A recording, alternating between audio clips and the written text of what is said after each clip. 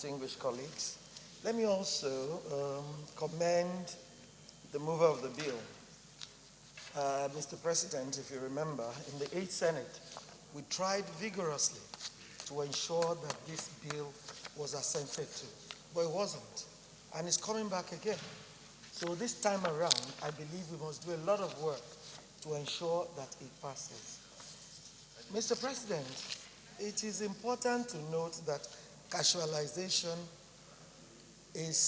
lowers the self-esteem of anyone. And the minute you lower self-esteem, those people never become full members of our society.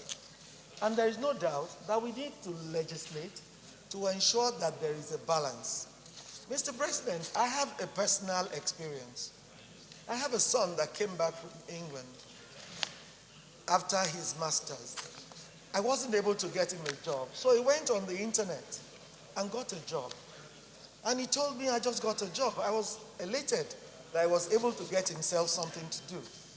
One day I called him and I said, how much do you earn? You should be able to put part of it into electricity or something in the home. He said, that's not possible, Mom. So I said, why? He said, I earn 40,000. 40,000 naira. For so many years of education, for so much that has been expended on him. And that is what many people suffer in Nigeria. In the banking industry, like everybody has said, our girls have been turned into what we cannot imagine. Most of them have been asked to look for funds.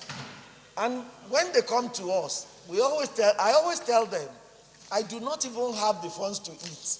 How can I have funds to keep with you in the bank? And they will never be promoted if they don't bring in such funds. And this is a banking industry that is privately owned, yes, but has made so much profit. And from the profit, they could at least take the few that they can manage properly, rather than take a lot that they will be given pittance. And that is where we are, Mr. President. We need to have a legal framework that will ensure that casualization does not exist. If you must take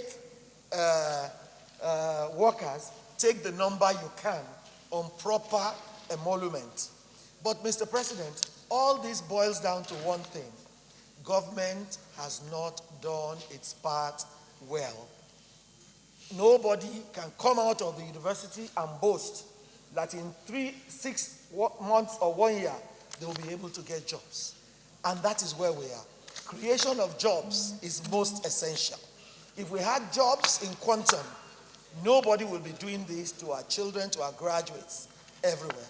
And I believe, Mr. President, the best way to go is to pass this bill, let it go for public hearing. At public hearing, let everybody have a voice.